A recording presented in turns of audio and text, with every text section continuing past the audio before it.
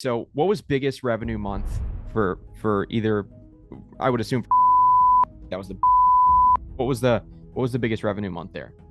I think for me, the belief was success isn't necessarily a monetary metric, and that was probably the biggest belief I think I had to overcome. Cool. Uh, Let me ask you this, Jared. Did you have full unshakable confidence like before you had done anything with the agency that you would make the agency work? the first year of me running my agency, literally probably closed two, maybe three paying clients. It wasn't until I realized the only thing missing was just a What was most team members you guys ever had at one time? ah. It's when we acquired a mortgage agency. We were trying to do mortgage in real estate. We had like at that point it was like 30 employees. Wow. Yeah, it made me want to do this. Good reminder there, Jared, because I would have forgotten and then I would have been kicking myself. So thank No, you, bro. you're good. I don't know. Maybe I'll say something good. Maybe I won't. But if I say Yeah. something good, I want to record it for YouTube. I'm glad we didn't we weren't recording for my dark humor there earlier. That would probably was actually good. Yeah. Okay. So I want to just go rapid fire on a few of these, Jared, just so everybody can kind of understand what sort of a legend we have in the building here today. So let's just go rapid fire for a sec. So what was biggest revenue month for either, I would assume for Estate AI, because I think that was the biggest agency that you had. So what was the biggest revenue month there? Yeah, so 293K was our biggest month, but I will say revenue is vanity, profit is sanity, and cash flow is reality. So our biggest profit month was probably um like 100 and something, like 110, I think, in Okay. profit. That was like our first um that was like the first couple months of actually having the agency. We just hit 100K super quickly and like super high profit because we had no back end. So Yeah. yeah, Yeah. We're just a sales machine at that point. yeah. Hold on, I hold love on. it. Can I rapid fire a question there? Yeah. Go for it, please. How did you ramp up so little months? Well, we'll go. I got you. I have a bunch of questions right now. So, how quickly did you guys hit seven-figure run rate? So, like, what was the first month that you did over 83,000? Like, how quickly was it from starting? Dude, that's such a I don't know if how many people here know Matt Shields. He's my old business partner, one of my best friends, but he's way better with dates than I am. I like it's all a blur to me. But I mean I could check Stripe. How about we do that? Cool. 1 second. Do we have Do you time? think it was inside? Was it inside of 6 months? Oh yeah, it was probably Okay. within 3, 4 months. Okay. So you guys got to seven-figure run rate in 3 or 4 months. Yeah. That's insane. Okay. And then what was the most clients you guys closed in a month?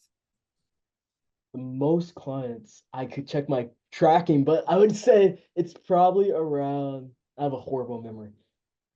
Probably around Wow. 47, I'd say. Plus, we were huge on back end sales. We had 1 month where we did 40K in upsells for current Wow. clients. Yeah, we're gonna have to talk about that. That's great. And Uh, then what was most team members you guys ever had at one time?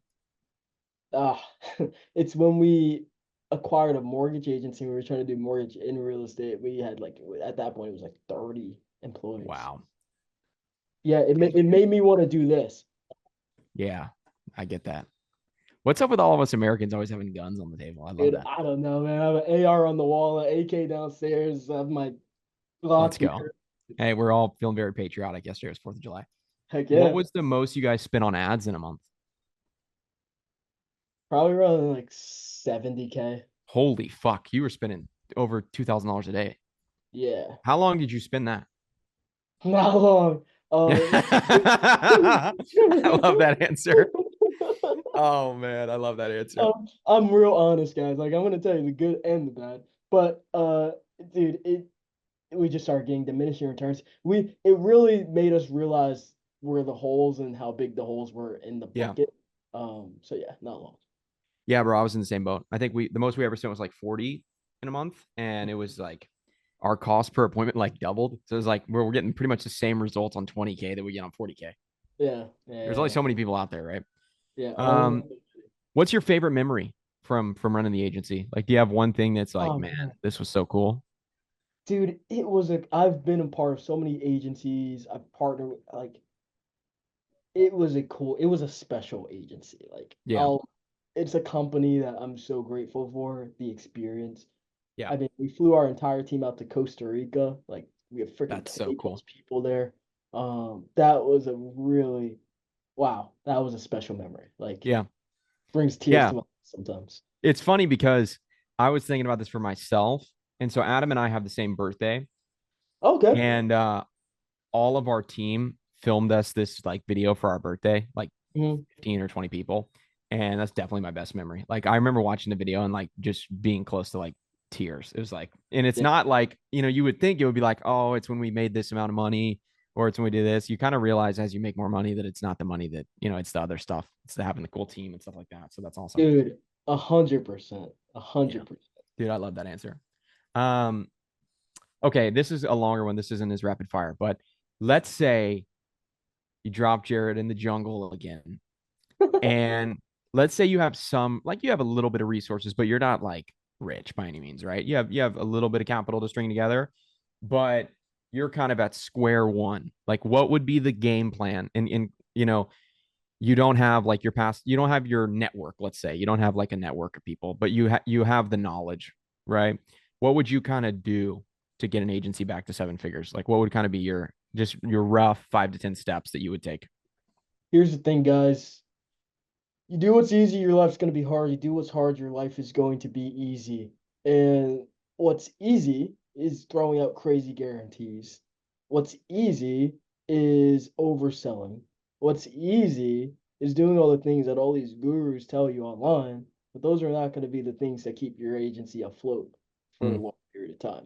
So what I'm going to do is this thing that no one else wants to do. I'm going to do the unscalable.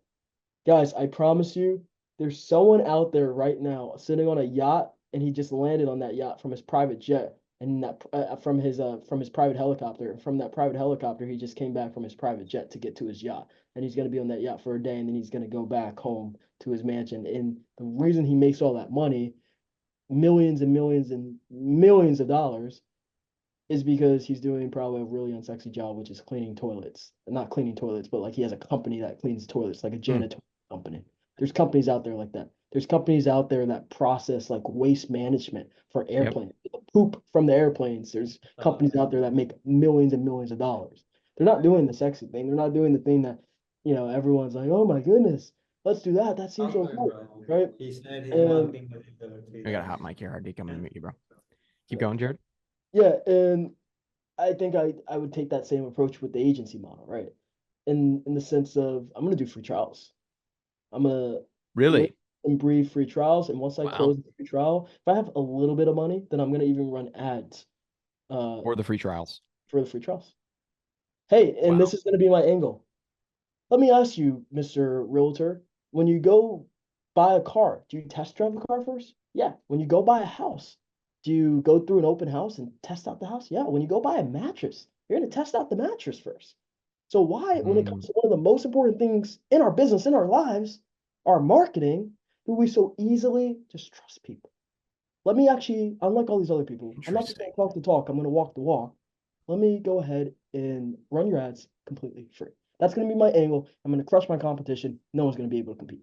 Oh, that's dope. Yeah, I never I guess it's a different perspective. I hate free trials, but I mean it makes sense when you think about it that way, right? It's the easiest way to get in a big influx of clients, right?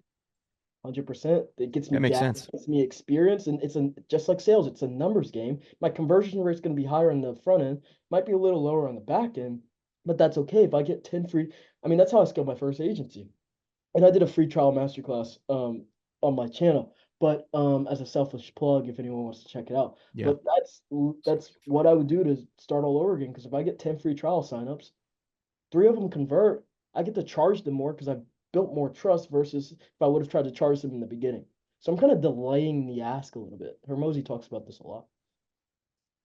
Yeah, he references it in the book, right? Talking about free trials. Yep. So here, I just found this link, guys, if you want to bookmark it and go watch it later.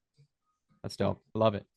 Okay. What do you think were like the key beliefs that you had to break in order to succeed? Like, what do you think those were?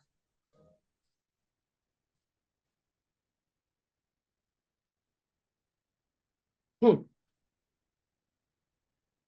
I'm gonna say something that's might shock a lot of people. Okay. A lot of people, they view success as some sort of monetary like reward, but revenue and profit and your bank account aren't the only metrics for progress. Um, and I personally believe that success is actually more about doing what you want to do every single day, Mm. um, whenever you want to do it. So I could have $6,000 coming in every single month, and be more successful than the person that has, I don't know, $100,000, but they actually hate what they do, and they actually have no aspirations for doing anything else because they're lost. They don't know what they want to do. They're just making money. It's a rat race. SMA is kind of like a rat race for most people. It's just like a job. And they're just doing the same thing over and over again, signing clients, churning clients, signing clients, churning clients over and over again, just to probably eventually become a guru online. Yeah. Uh, it's a rat race. So I think for me, the belief was, success isn't necessarily a monetary metric. Um, and that was probably the biggest belief I think I had to overcome. Cool. Uh, So shocking. you're a person that'd rather be a chillionaire maybe than a millionaire. Yeah, I mean, That's how Adam is, my first partner. I mean, that's the way he's wired. He'd rather just chill. I think I'm yeah, a little bit more of like I like to work, you know. So no, it, no, 100%. Me too. I mean, it's not like I don't like to work, but I want to work on the right things that I actually enjoy. that you enjoy. Hmm. Do you feel like you got to a point with the state AI where you were like, I don't like working on this anymore? 100%. Yeah. See, I was telling this to Johnny, and Johnny thought I was fucking crazy. I was telling Johnny this on a call yesterday. It's like, you know, the in Toy Story when he's looking at the toy and he's like, I don't want to play with you anymore. Throws it to the side. Yeah. That's how I felt with my agency after a while. Well, It's like I don't well, want to play with guys, this toy anymore. dude, 100%. You have to realize agency is like school. There's elementary, or business is like school. There's elementary school, middle school, high school, college, right? The agency world's like elementary school. It actually might be like pre-K. Actually, not. Eliminate sans like pre-K. Agency is elementary school. In middle school and high school, those are bigger opportunities. So Mm. eventually, you want to move on to those bigger opportunities as you mature. Honestly, I Yeah. had fun in the beginning days of, having agencies at like 10K a month than I did running a 290K a month agency. Yeah. Significant more fun. Yeah. I feel the same way. Genuinely. It's funny that you say that, but I felt the exact same way. So talk about this though for a second, if you don't mind, because we talked about this a little bit when we did the podcast. Like, talk about how I feel now, bro, that my agency kind of set me up for like any other business that I want to run in the future. Like, I feel like it laid the foundation for any kind of business that I want to like ever start any kind of industry, right? Like, I feel like even if I were to start like a software company, I think I would have the framework and the foundation to be able to scale that just because all the shit that I learned from my agency. So do you kind of feel the same way? Look, guys, Harmozi, Imangaji, Ty Lopez, um, Becker, Becker. Oh, Sam look at Owens, all these guys. Sam Ovens. They all started running in SMMA, and now they have, Andrew Tate. yep, Andrew Tate, Ravi, Yeah, Abu Tate had an Rab. agency as well. Yeah, I didn't even know that. That's crazy.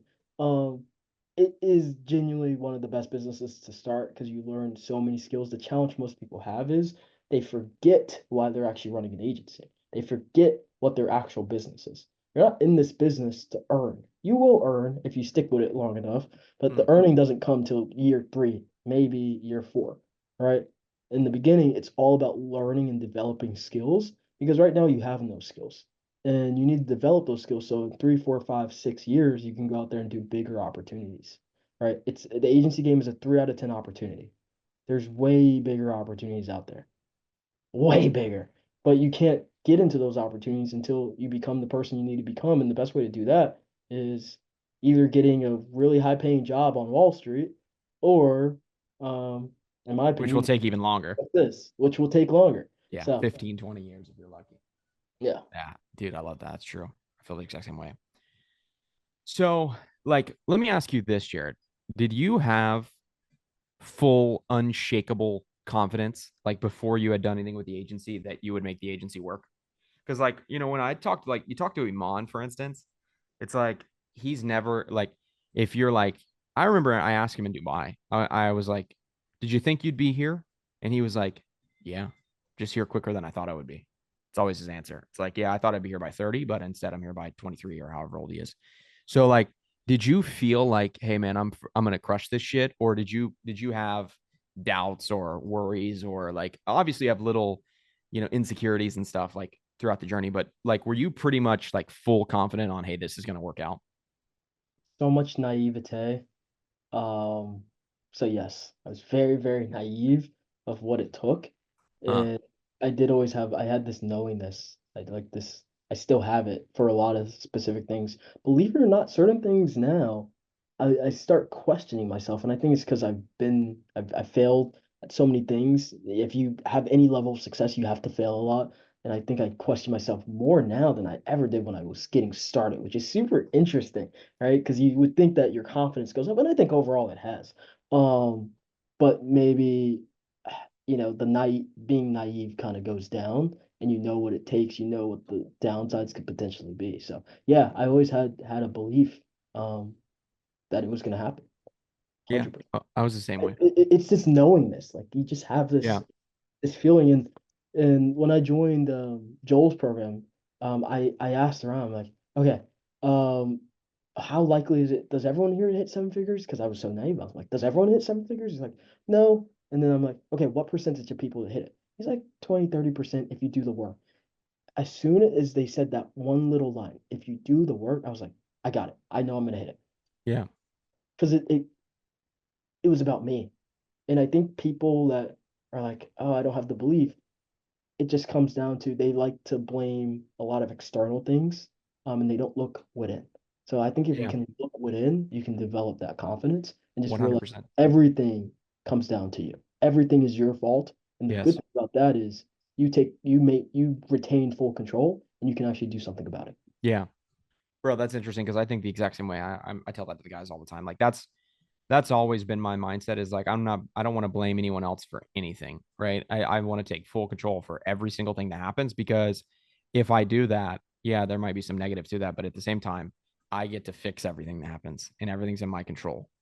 100%. You know what I mean? So it's like you know, that level of control just makes me sleep better knowing like, hey, if I have a problem, I have the capabilities to fix it as well. 100%. Without a doubt. That's awesome, bro. Man, that's great stuff.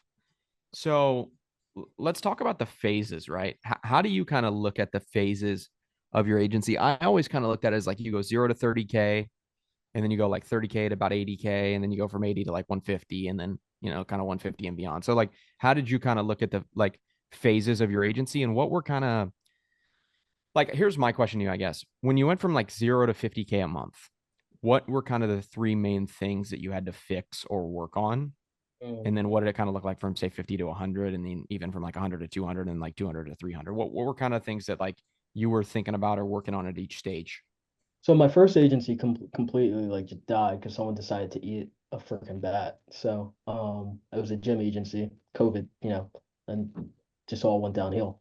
Um so then I pivoted into ecom, pretty much started all over again.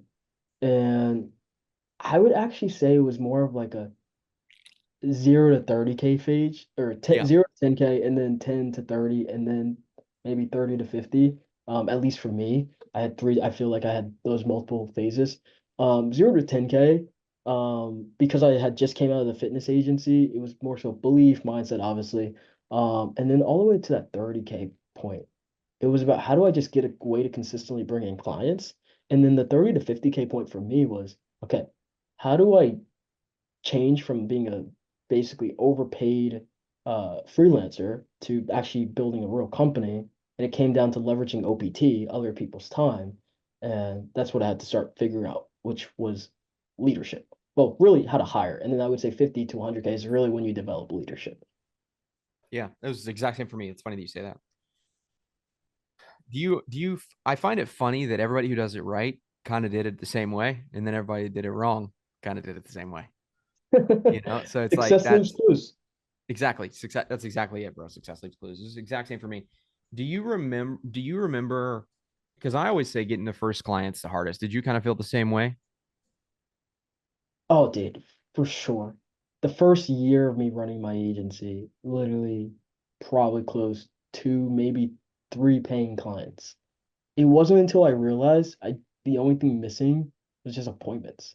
And it wasn't because like I just didn't know, right? Like, dude, we started off in the agency space. Like, people now have it easy. It was the Wild West 5 years ago, in my opinion. Well, really like 10 years ago. 5 years ago, there was a little bit more information, but nothing compared to what there is out now. There's Yeah. so much information on YouTube. Like, if you can't make an agency successful with the resources you have now, I mean, you don't, I mean, I'm sorry, go find a job because it's so freaking easy nowadays. Hmm. So, Yeah. Yeah, I agree.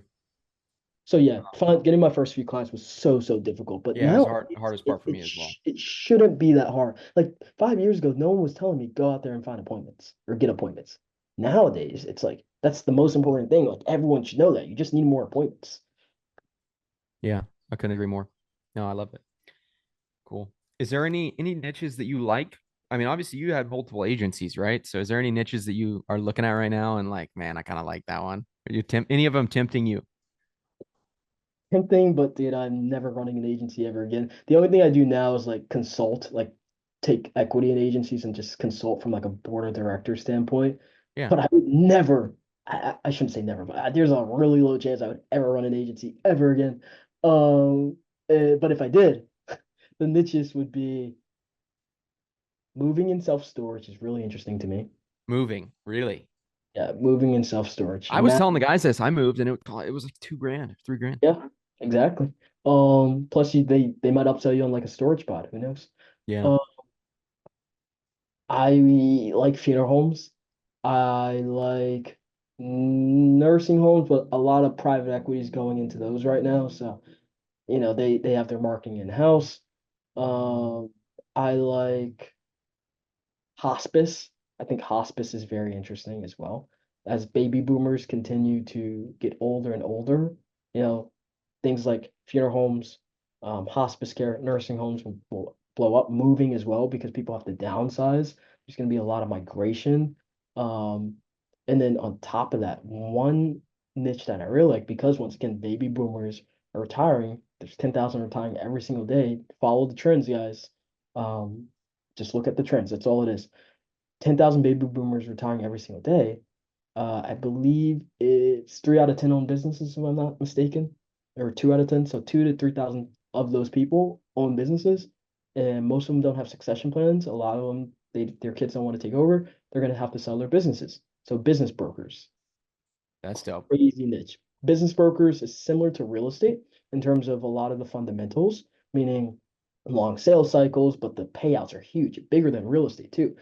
Business broker sells a $3 million business. The average business is going to sell for, at least around a million to 3 million, at least in the space that we're talking about, like the baby boomers types of businesses, like these HVAC companies, roofing companies, etc., that are going to be, transitioning into retirement. Business broker is going to take 10% of the commission and they don't have to split it with anyone, unlike a realtor Oh, who's that's fire. take 3% of the commission and they're going to have a split. So a business broker, they sell $1 million business, they're making $100,000 from that transaction, completely covers your marketing for 2, 3 years. Yeah, But that's long huge. sales cycle, it's low barrier to entry, so anyone can be a business broker. So there are some downsides, but that is a niche I like. That is a cool one. I Yeah. like the unsaturated, untapped niches. I can't stand saturated niches, but there's downsides to, It's and I, hilarious because you and I both say this where we had the agency in the most yeah, saturated I niche. know. I say this all the time Just as gonna well, and I'm say, like kind of kicking myself because I'm like, it's a bit hypocritical for me to say that. yeah. So maybe watch what I do. Maybe don't listen to what I say. But Yeah. if I had to do it all over again, I think I would try. I don't think I've ever tried. Ecom was when I got into ecom, it was a little bit unsaturated, and then it became saturated.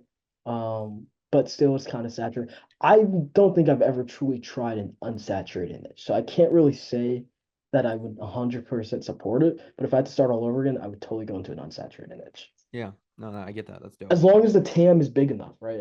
I don't want to deal with a niche that has a small TAM. But if the Yeah. TAM is big enough, I'm I will crush that niche. Like the person who goes into funeral homes should crush. The person who goes into moving and self-storage, they should crush Yeah. Oh, that's dope. if they do the right things. Yeah. Like imagine all the effort, John, that we had to do to separate ourselves in real estate. Imagine if all that effort, like if we just put that same effort into an untapped niche, I mean, who knows? Yeah. Who knows what we could do?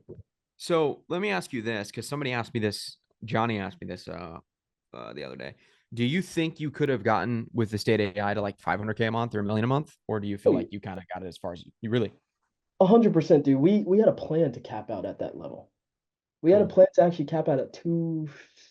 I could pull it up, if I could find it somewhere. But we literally had a whole battle plan of what our goal was, and 250 was the goal, and we were gonna leave that 250. And the reason why 250, it was a really specific number. We reverse engineered everything. We reverse engineered our net margin, and we just had a goal of how do we get out of the day-to-day operations, and only manage our managers. And we know, and we felt as though we needed to hit 250 in order to have a manager, in order to afford a manager for every single department and have the team that we needed to basically run the company by itself.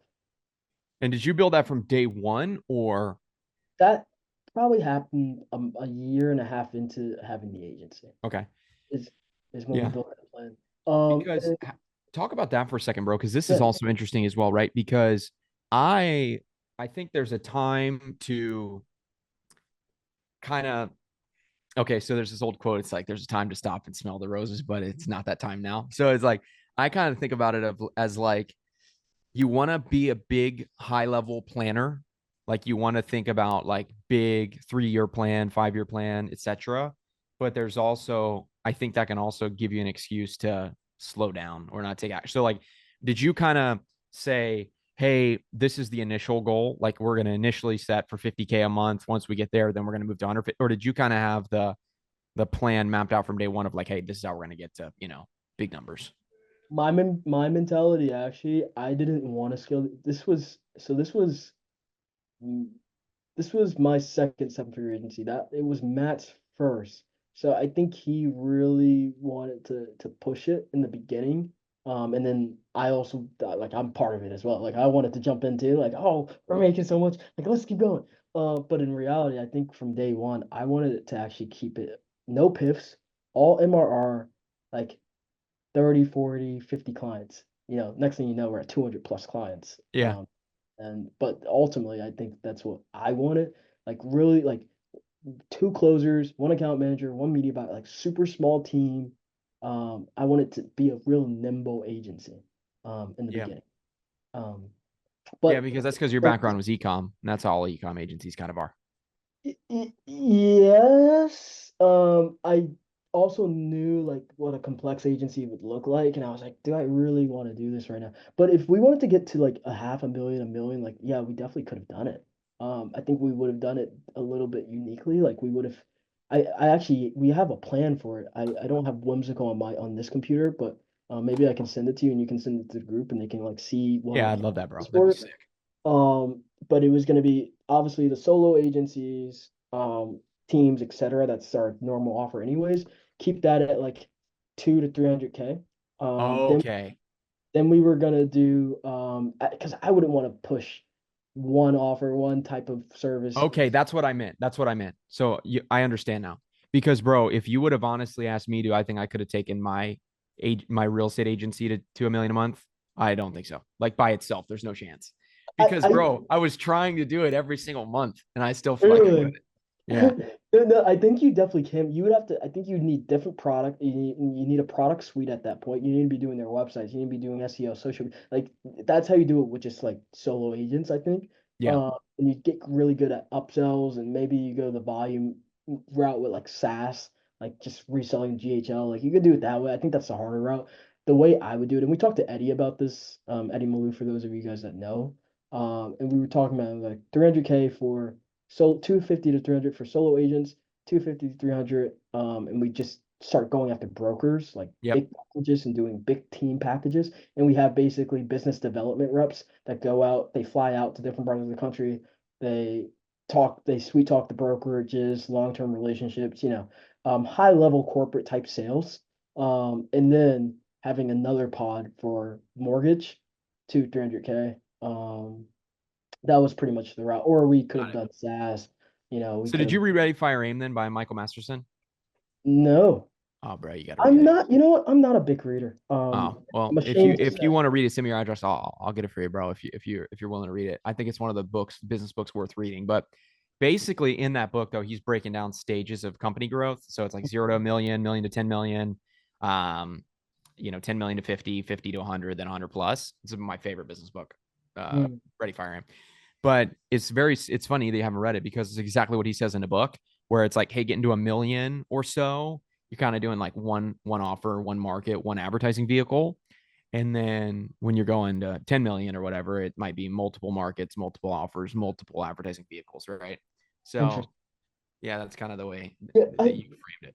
I intake information differently, so I think I get a lot of the information. Well, maybe this is me just being dumb, but I think I intake a lot of the information from looking at what like biographies, videos, podcasts, but also just networking, hearing how other people structure their stuff, and I get little snippets and stuff, and I just develop probably the same synopsis, but I don't know.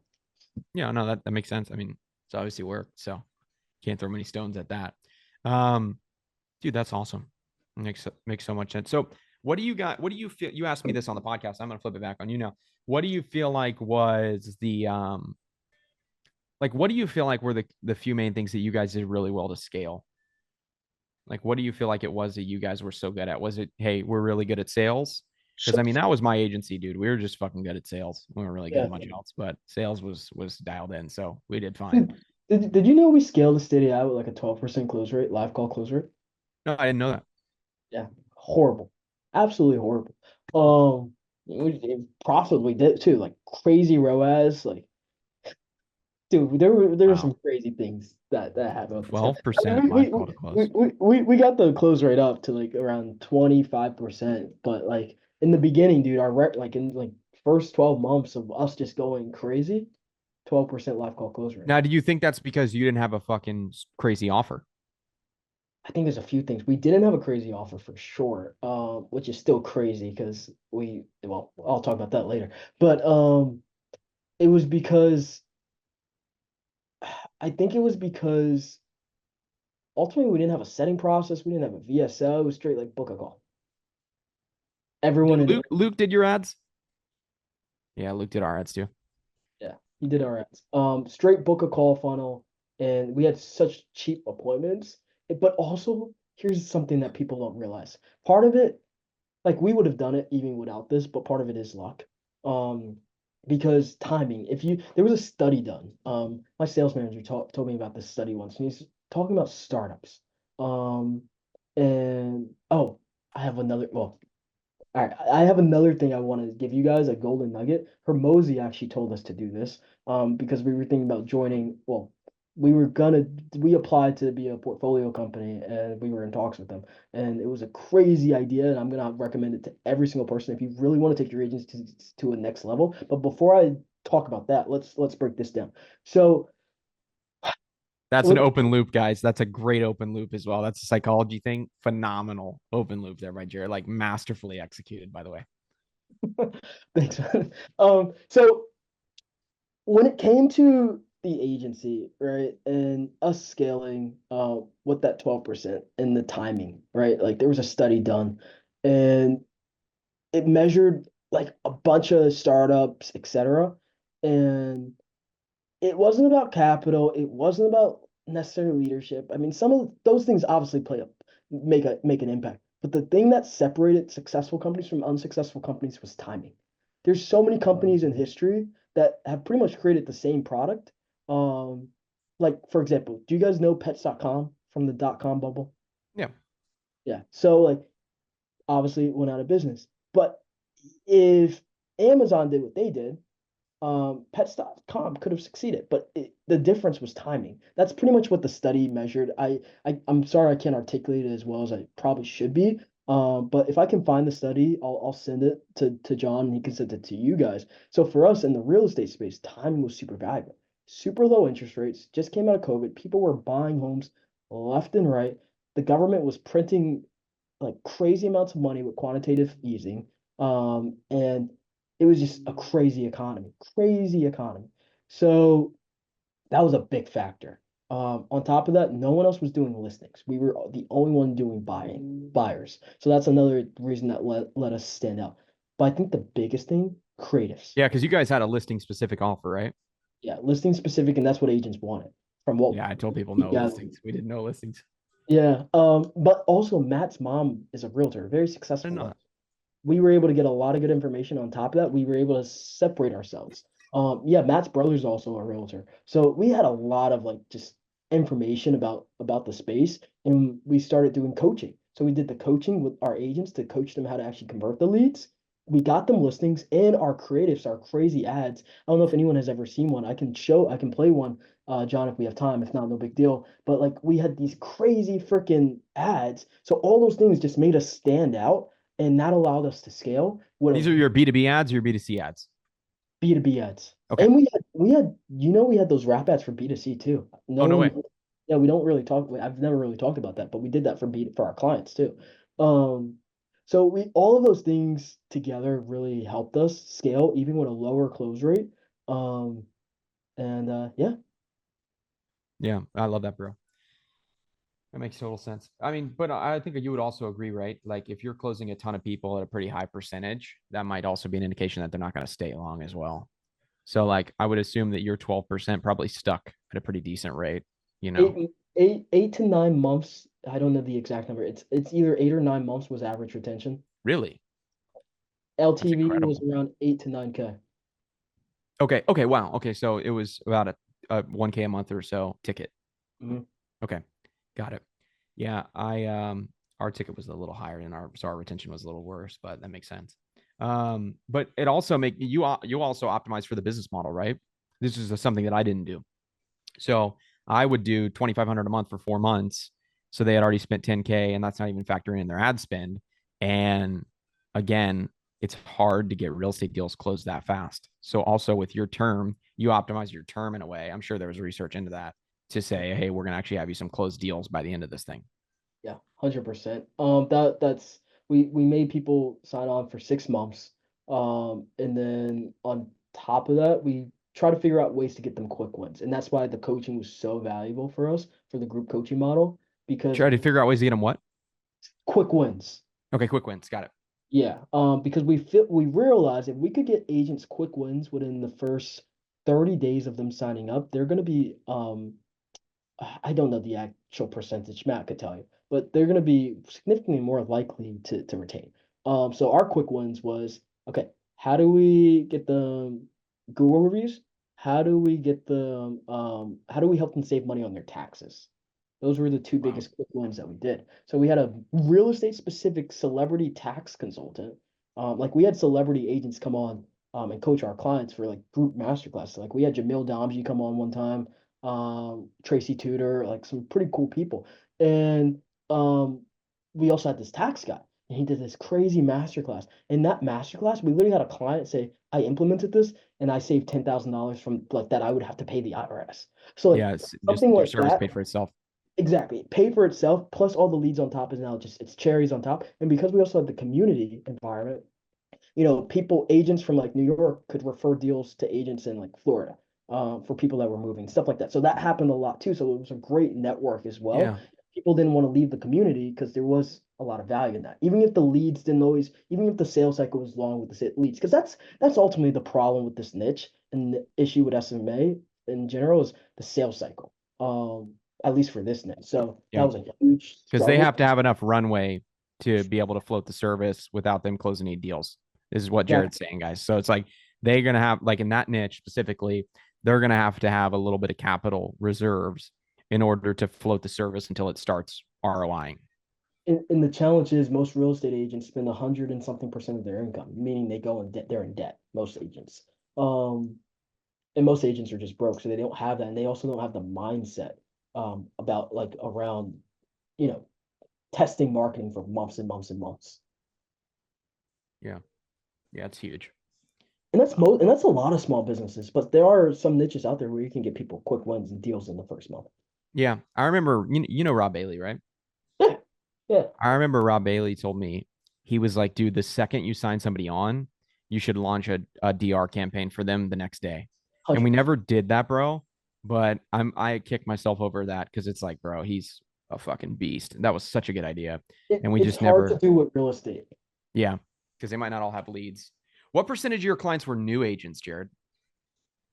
Like as a rough, I mean, you can't give me an exact, It, but we piffed a lot of people, so it wasn't a lot. We would take new agents on, but we didn't convert a lot of them. New agents had a lot of success with our program though, because they didn't have the mentality that the old agents had about leads. So like because we were able to coach them, they did have a lot of success, but we didn't have too many new agents. We were like doing marketing and creating programs where we were only targeting new agents, but we never really stuck with that and it never really panned out. So I would say 80+% were in the business for over a year. okay.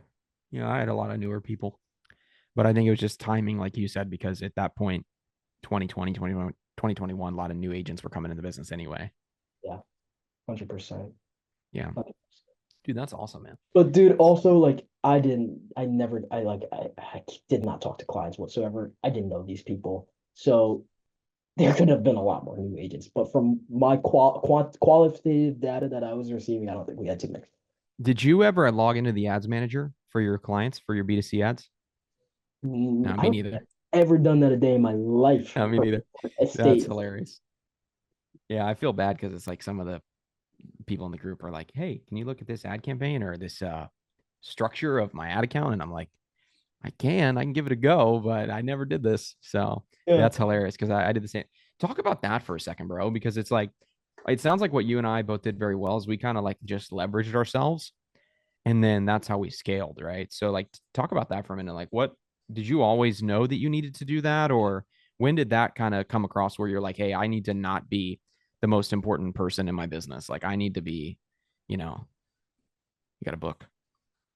I thought I had a book. I don't know where it is, but I read Rich Dad Poor Dad, and that was it. Rich don't work for money. That book changed my life. I think that is the most fundamental business book everyone should read. And the earlier you read it, the better, because the later you read, you already have, preconditioning from society, all that good stuff. So, or bad stuff, right? And that book taught me basically don't be involved in the business, work on the business. And I've always built my businesses that way to leverage other people just Yeah. because of that book. So I guess that's where it stemmed from.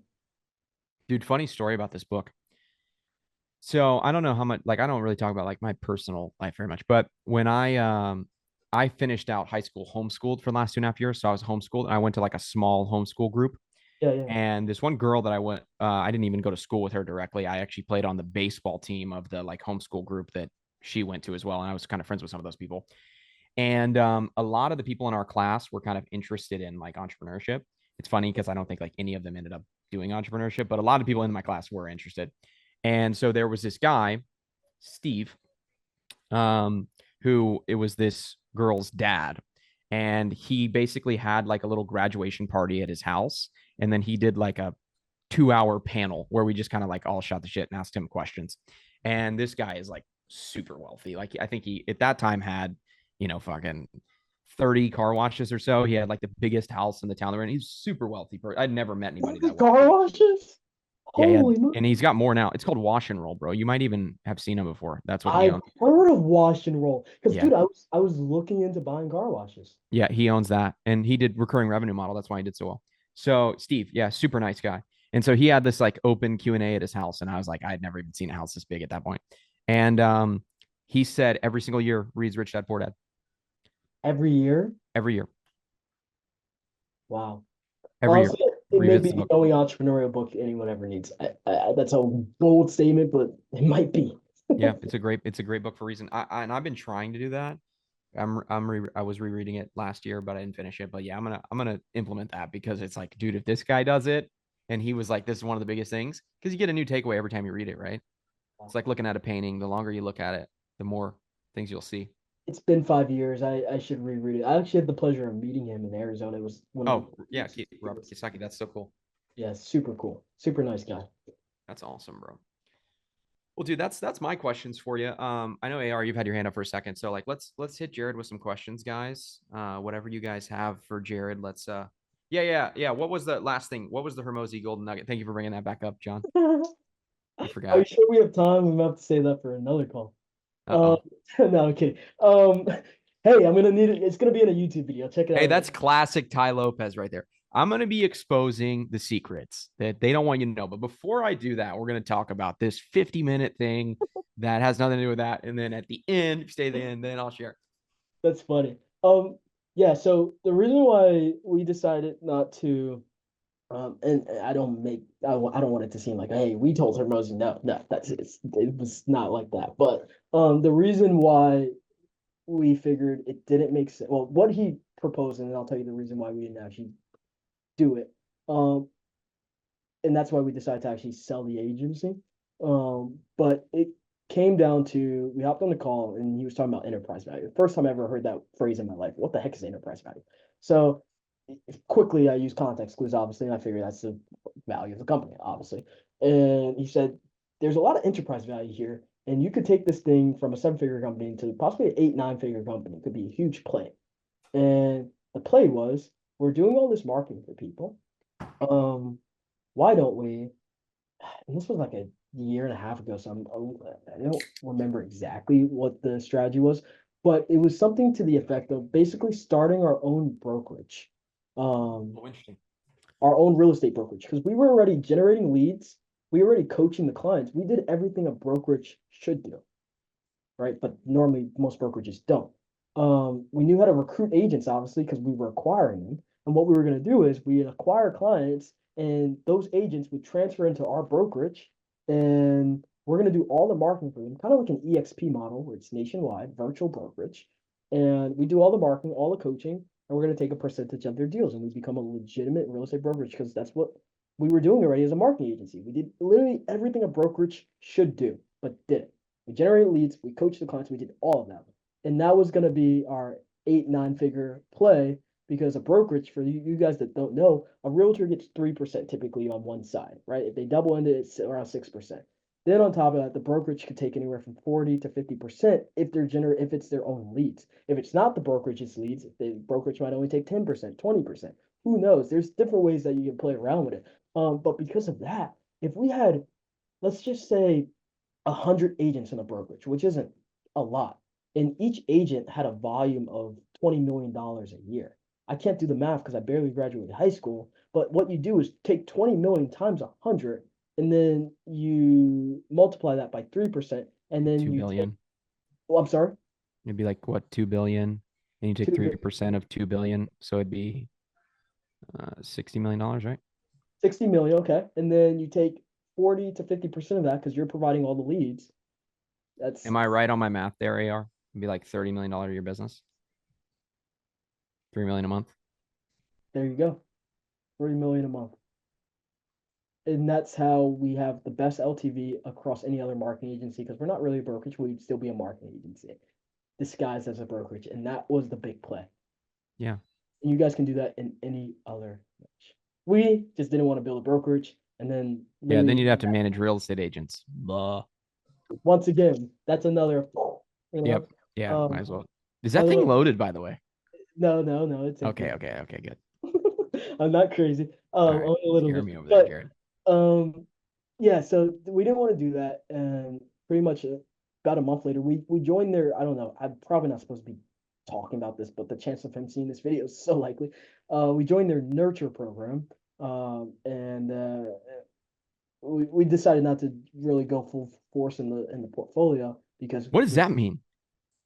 I probably am not allowed to say. I'm technically under NDA, but I think I can say I'm in the nurture program. I'll talk to you about it offline.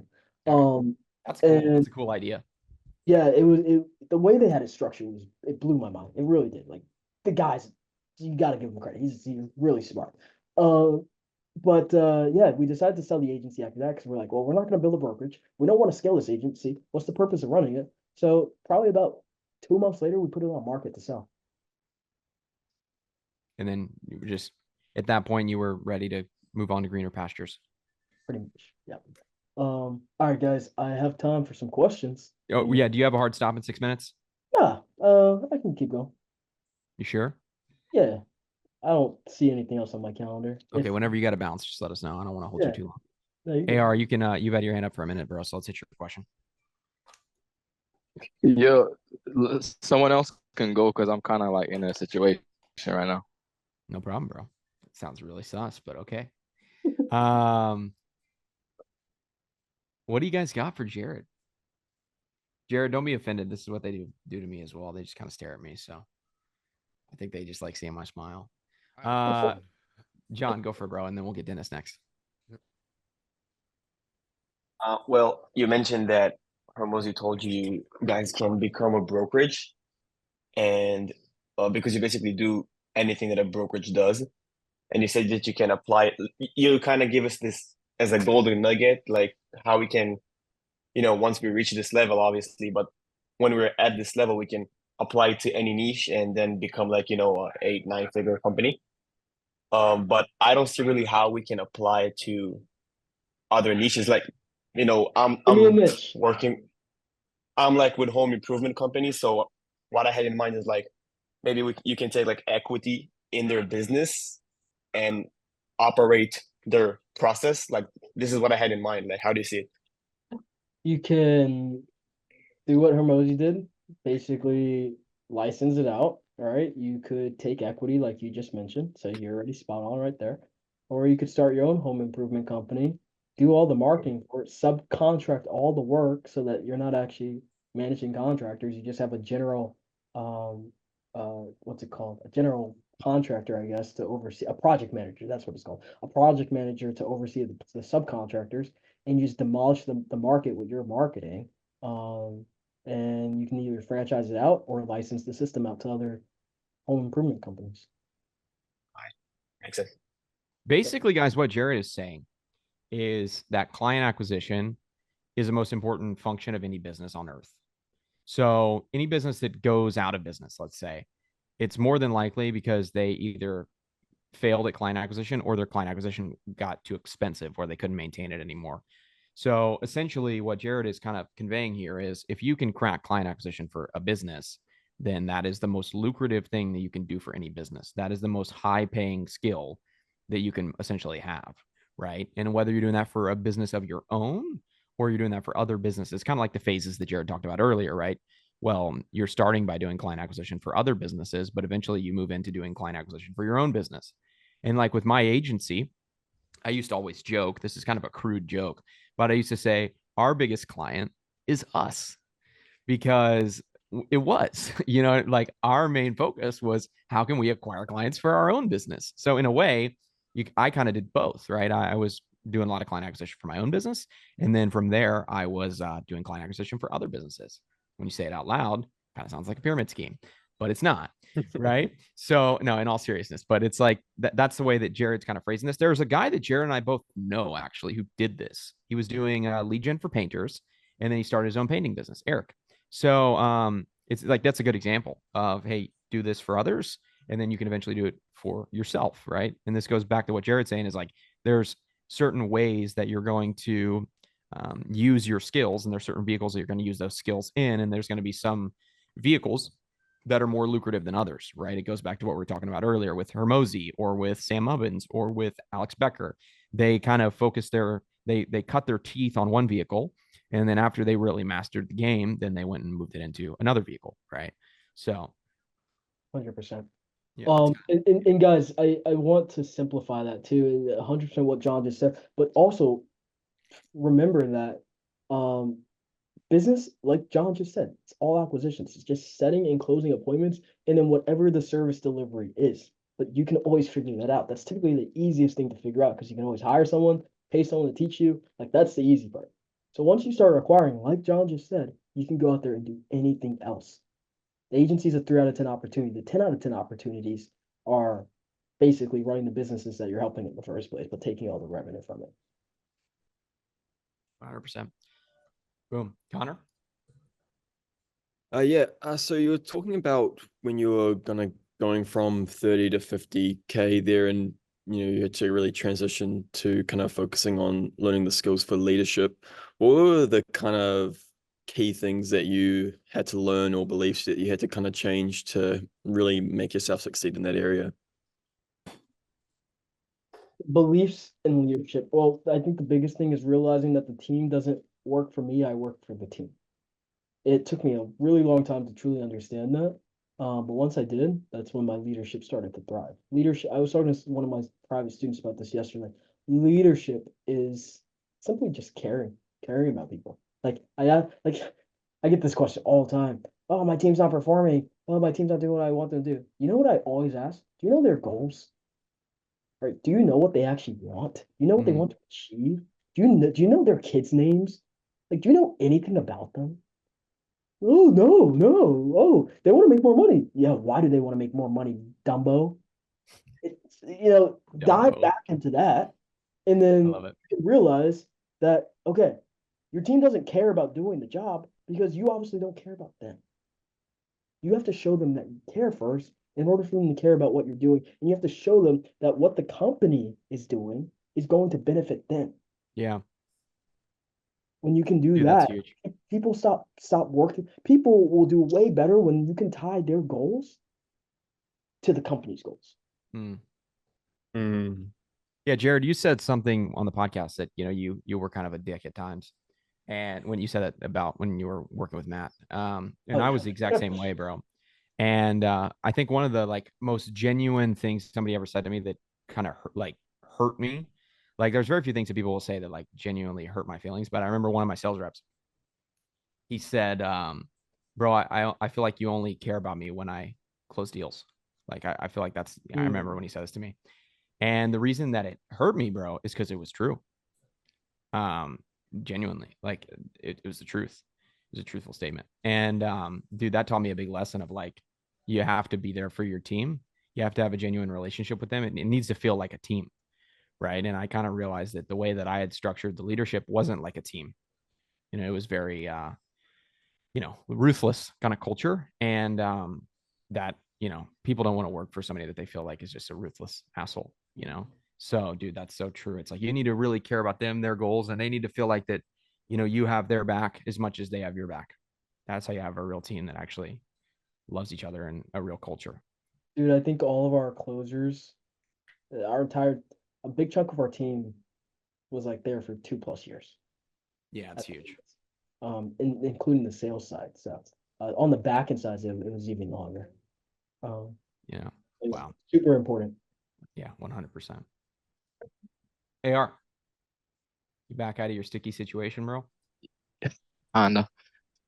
So like you mentioned something earlier, you said like it's so easy to do an agency now. Like if you can't do it with all the resources available, go get a job. But like I kind of think that also there's like a lot of people doing it, and since there's so much available information, then like there's more competition. So I kind of want to get your input on that. Yeah, man. Hmm.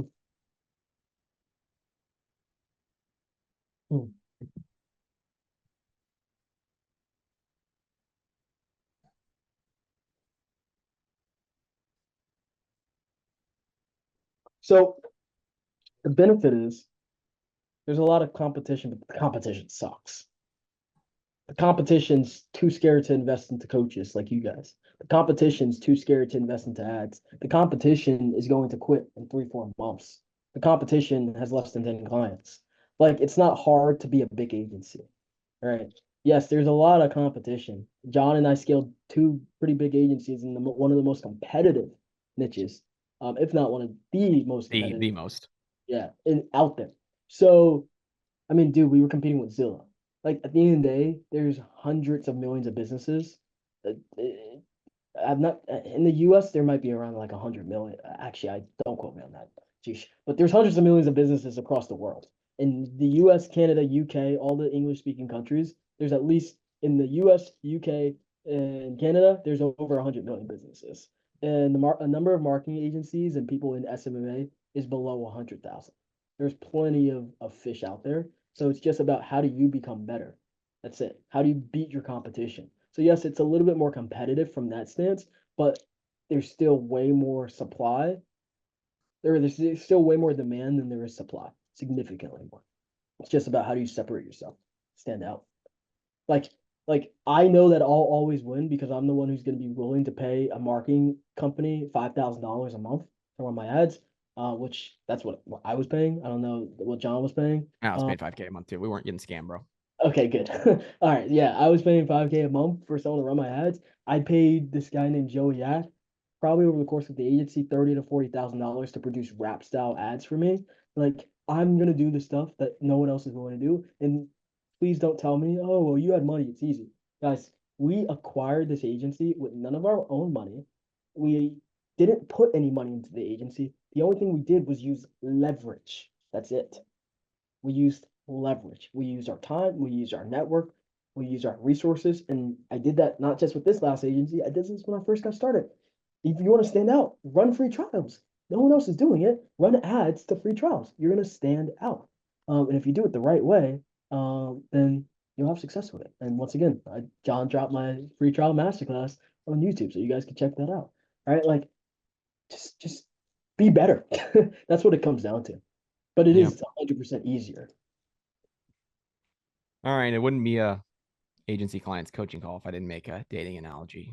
Jared, I make dating analogies on every single call. I think I actually made one on your podcast as well, but dating There's and a lot. agency go hand in hand. So, okay, let's talk about this for a second. If you're after a gal, that gal has a lot of potential suitors that are interested in her, right?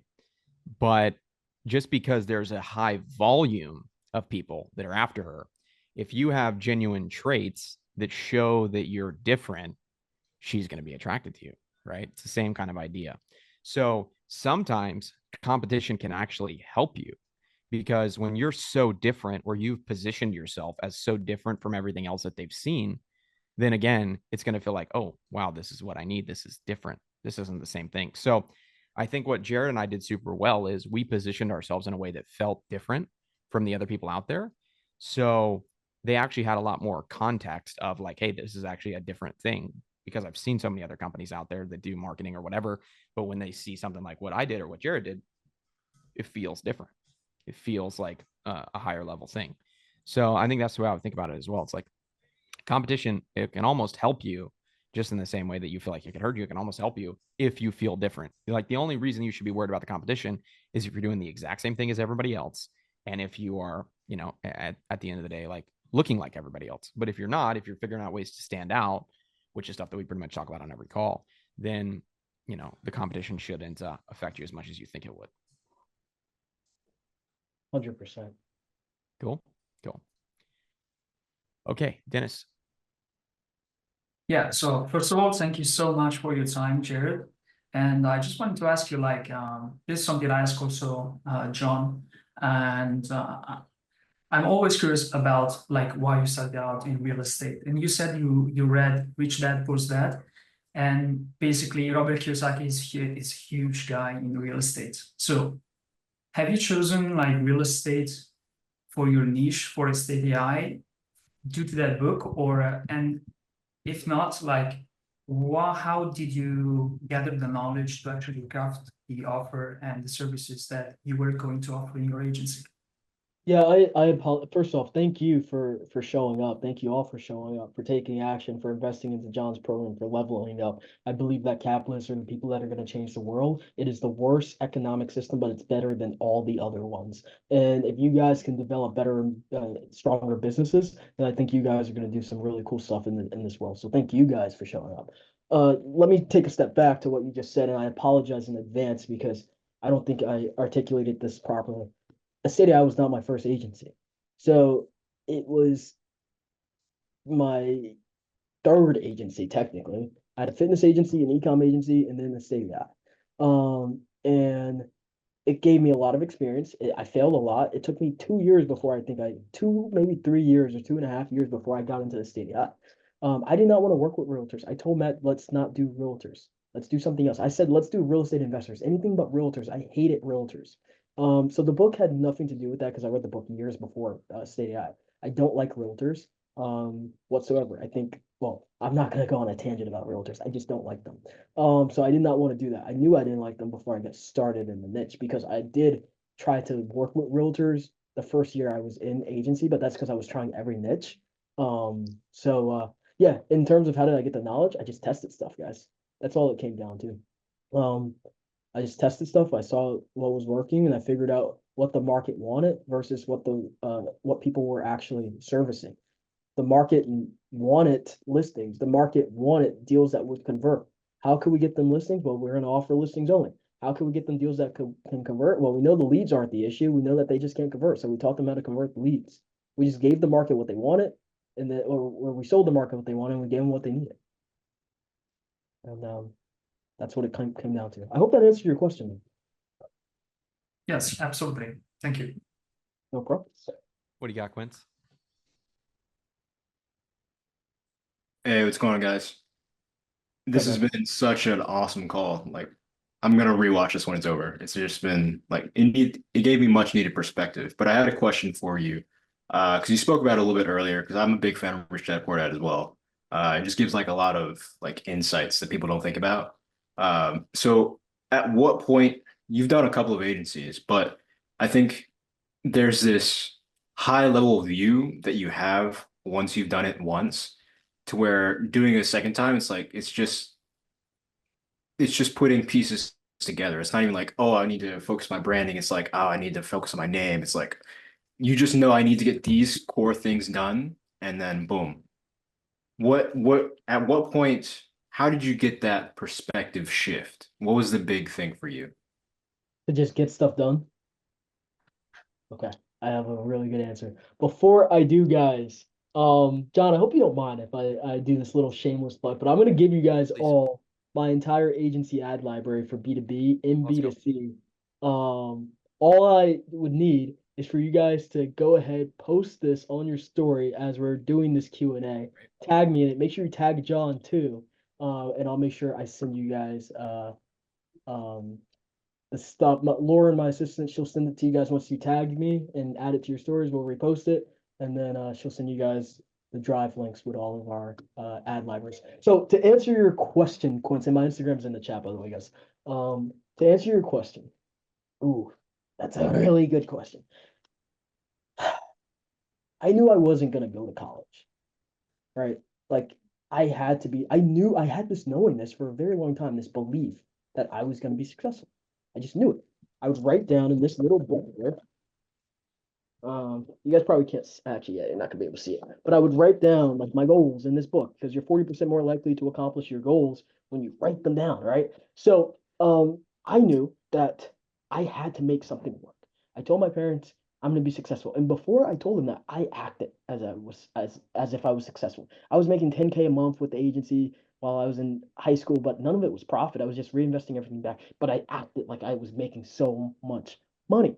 And the reason for that is because I needed to develop the identity that someone of a higher level, a higher caliber had in order to become that person. So I always grasped onto that identity as if I just had wealth, as if I was abundant, if I was always rich. I always thought that.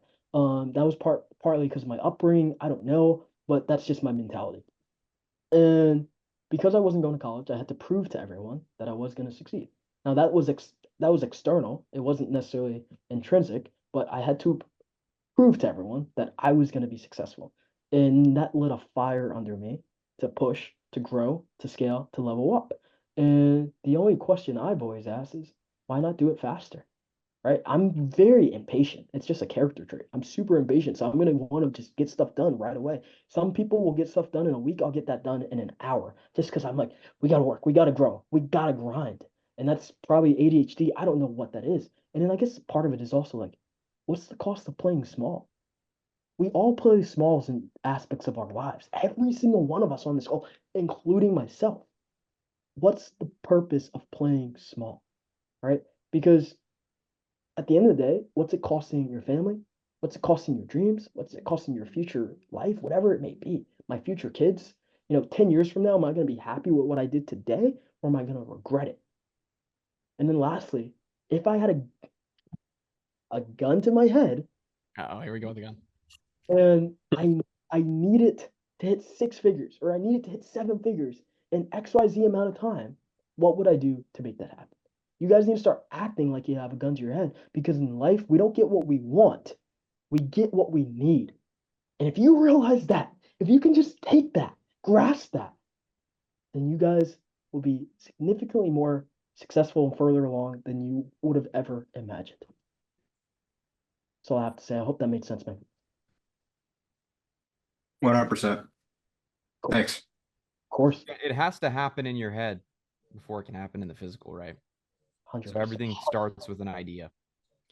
So like what Jared's saying is, it starts up here and then it manifests through your actions, right? So that's the way that I think about it as well. And also I think that, like, I was always a believer of setting huge goals, so I think Jared sounds like he was the same way. Like, I wasn't ever thinking like, I'm going to get to 10K a month. I was always thinking, how do I get to, $1 million a month? Like, and when your actions will match your goals. So if you feel like, hey, the goal is 10K a month, then you're going to take the actions necessary to get to 10K a month. But if the goal is $1 million a month, then your actions are going to match the goal. So I guess the real answer is like, aim bigger, because when you aim bigger, then your actions are going to match what you're trying to do. Dude, 100%. You know what? I'm gonna add something to that. And guys, this is John, can I share my screen really quick? Yeah, I bro. just Of course. I do believe in macro goals. I've always set macro goals. I write them down, etc. But when it comes to business, I only set micro goals. A State AI never set a revenue goal. I wouldn't let it happen. Matt would try to set it. No, we're not doing it. No revenue goals. We never set a revenue goal for anyone. I was always focused on the micro goal. What are the inputs that we have to put in? What's the biggest challenge, the biggest constraint in the business? Let's just solve that. And if we solve that and do that well, then the money will come. Everything else will follow. So I'm always just focused on how do we just get one more sale? How do we just get one more appointment? Just one more today. One more. And everything else will follow if you just do the right things. And from a macro perspective, I had this entire doc. This is version 4.0, guys. I've done 4 iterations. I'm actually about to work on number 5 of like who I am. Like everything is detailed, like who I am. Like I even have something for like this. Like it's all thought out. It's like what do I need? What do I want? Like everything. All right, guys, we all know Jared likes white blonde girls with blue eyes. Yeah. Caught. Anybody knows Who doesn't? Jared's also running a referral program as well. So if you can find a nice single white blonde girl with blue eyes, Jared's doing a referral bonus for any potential suitors that are sent his way. Well, the funny thing about writing down your goals is that when you write them down, you actually start achieving them. So I already have that achieved, but that stuff is important, right? Because you're 40% more likely to accomplish what you want when you write stuff down like that. Guys, I have time for probably one more question. Yeah, let's hit Connors and we can close. Cool. Yeah, thank you. So my question was, I've previously ran an agency, it had to shut down during COVID as well, and I was just wondering, what were the kind of main things that you kind of had to overcome, just trying to figuring out and restarting Dude, from square one? It was a weird time. Like I look back, Yeah. I'm like, so grateful that I didn't I could have went down real bad. It was a really bad time. I don't know what it was, but I was like, I gotta figure something out. I had just closed Christian Guzman from Alpha Elite Gym. I was in the fitness space. I don't know if you guys know Alpha Elite Gym, but I just closed. Like, that was a big deal for me. And then a week later, once again, someone decided to eat a bat. I lost all my fitness clients within a week. Went from like 14, 15K a month to 0. I was still in high school. I was a senior in high school. I knew I didn't want to go to college. I had to figure something out. I needed to make some money, and I didn't know what I was going to do. I thought about getting a sales job. I was going to start this thing called surplus funds. I was thinking about I was going to do like real estate wholesaling. Like I was just thinking about all these different models.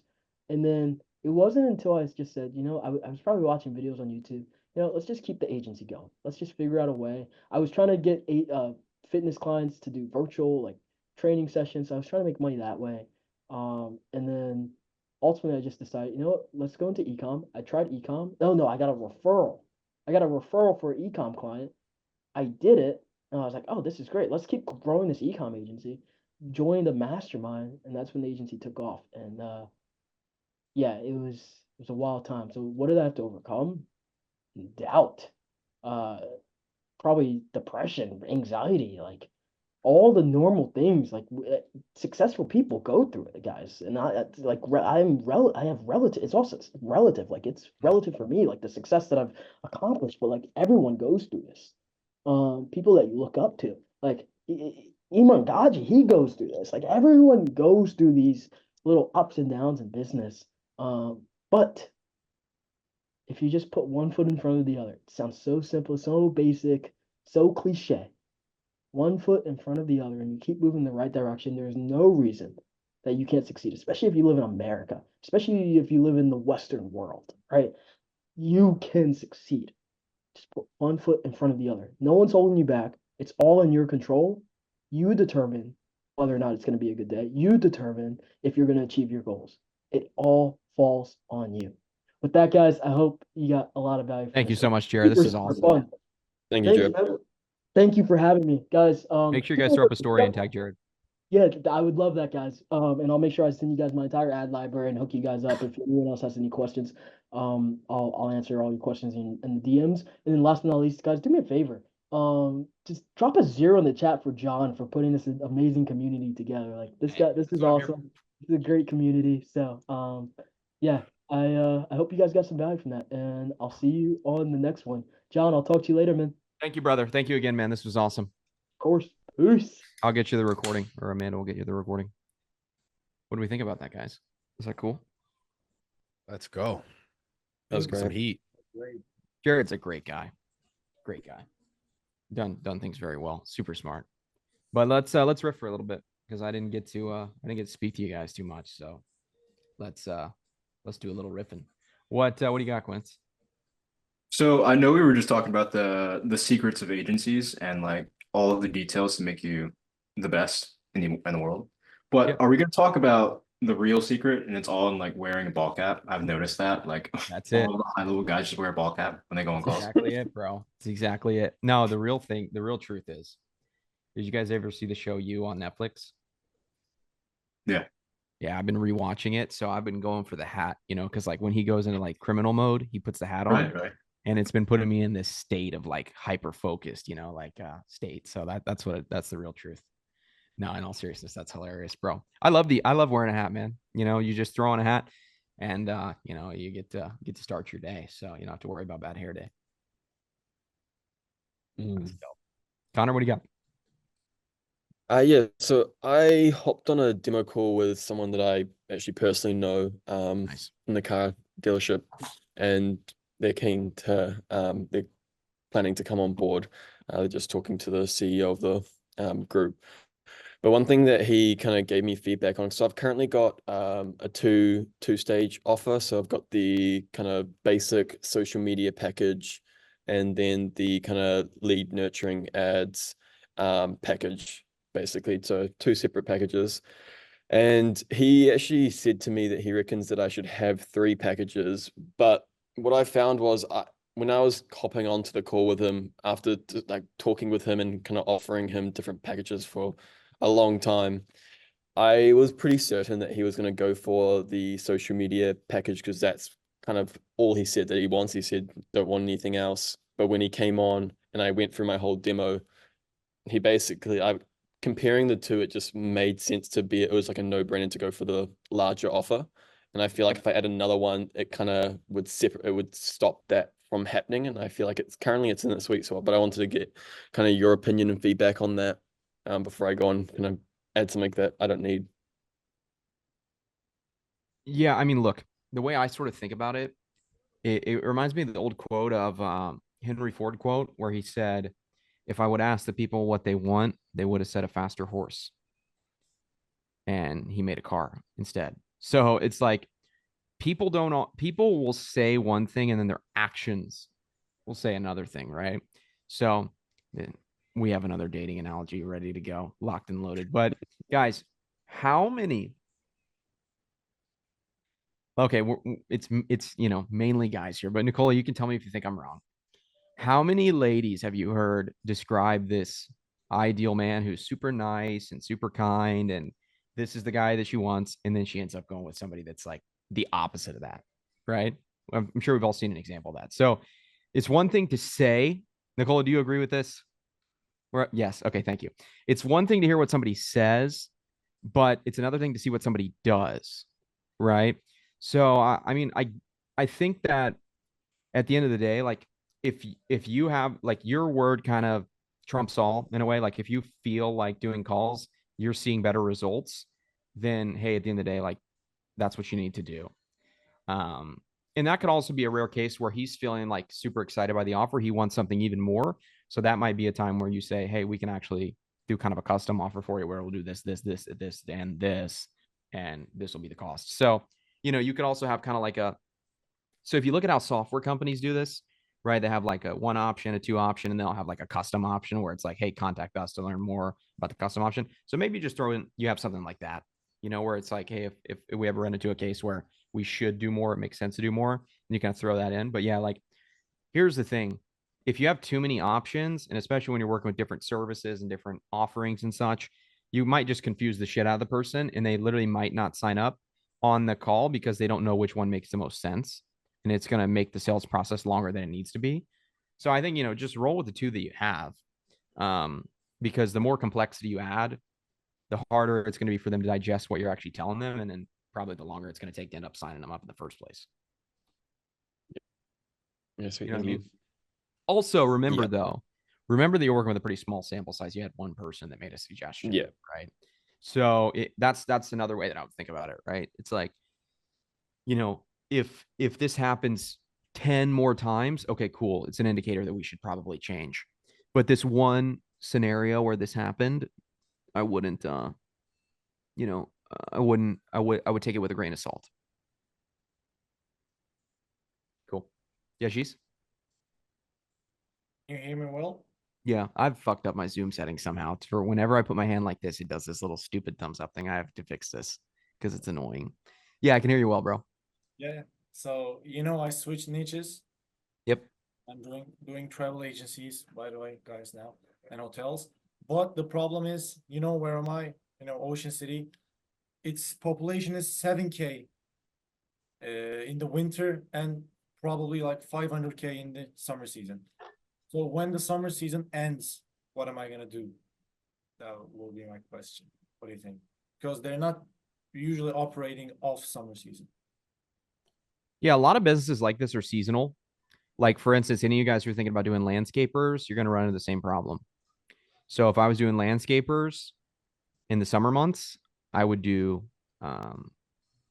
snow removal in the winter months.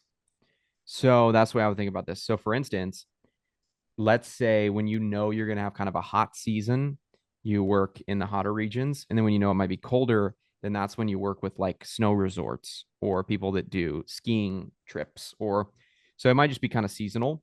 Or then you could kind of maybe ramp down the offer. So like you could say, hey, in the months that, things are a little slower, we still need to keep brand presence alive. That's when we're going to post stuff on social media for you and run like some basic ads. Or you could also try to craft new offers for them where people book trips in advance.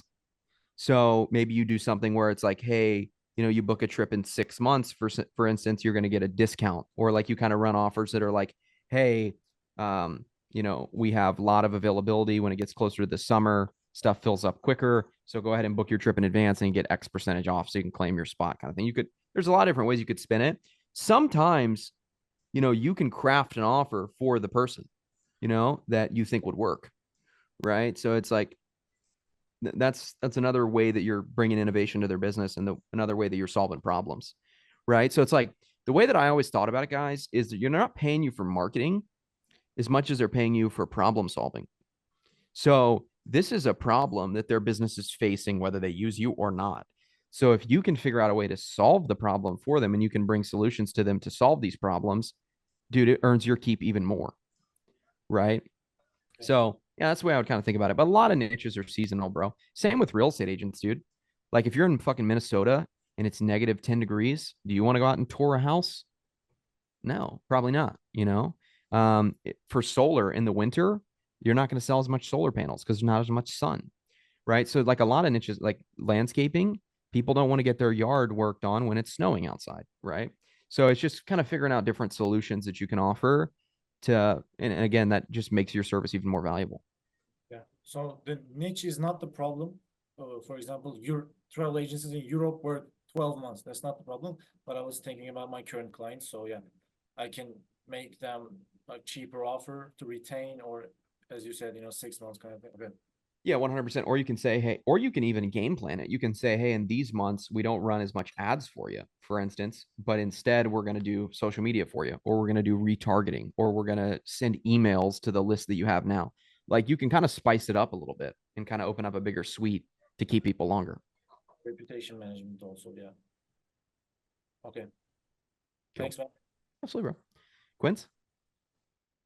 Hey, so I just wanted to kind of break down what you were just talking about when it came to supplying and demanding, or supplying when there's a demand. So for me, I do law firms, obviously, and there's different seasons that some are more profitable than others. Like personal injury is probably more profitable in the summer for California. Are you saying like kind of have a larger mindset that when these seasons are coming around, you maybe lean more focus into areas that might be more profitable in that time frame? Yeah, you Is that definitely kind of can. Another thing that we would do for real estate agents specifically, dude, like the thing that I'm good at is making everything into an angle to sell your offer. Like I am so good at just making, like, this is my skill set, is just making an angle for somebody to buy your stuff regardless of what's going on, right?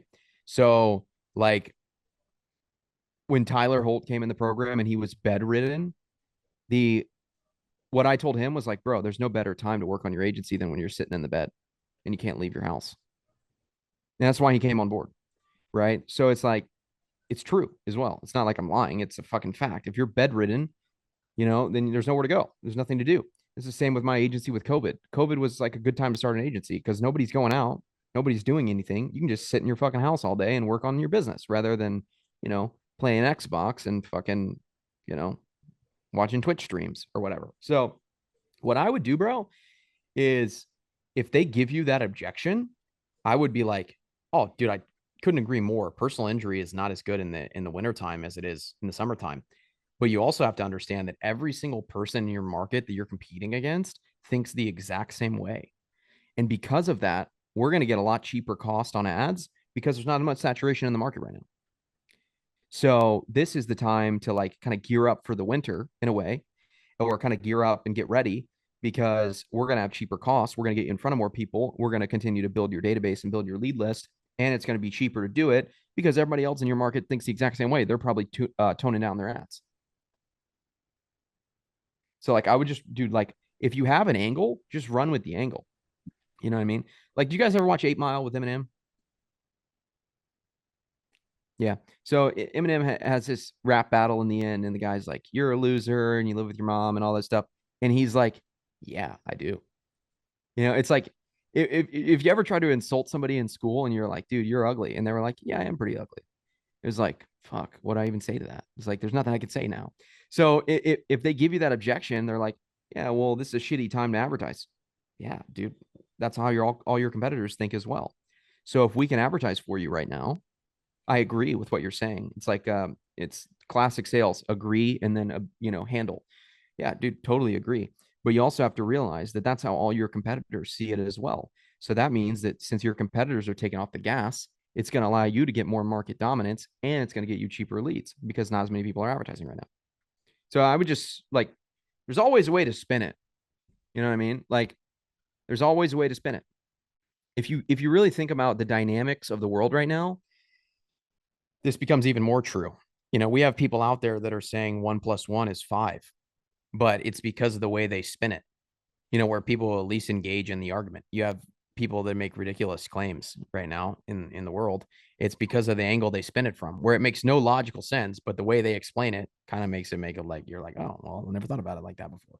So I would just say, like, agree, and then say, but this is the big benefit to doing it this way. It's all about perspective. 100%. Thanks. Absolutely. Yo, I hope you guys enjoyed that video. If you liked it, make sure you smash that like button, hit the subscribe button, and turn on bell notifications so I can see you in the next one. And last but not least, make sure you guys check out one of these fire videos that the YouTube algorithm just hand selected for you. And guys, if you want to work with me on a one-on-one basis so I can help you scale your agency and take it to new heights like I've done in the past, because I've built 2 7-figure marketing agencies before I could legally drink, go ahead, click down below, fill out an application, and I'll see you guys soon. Peace.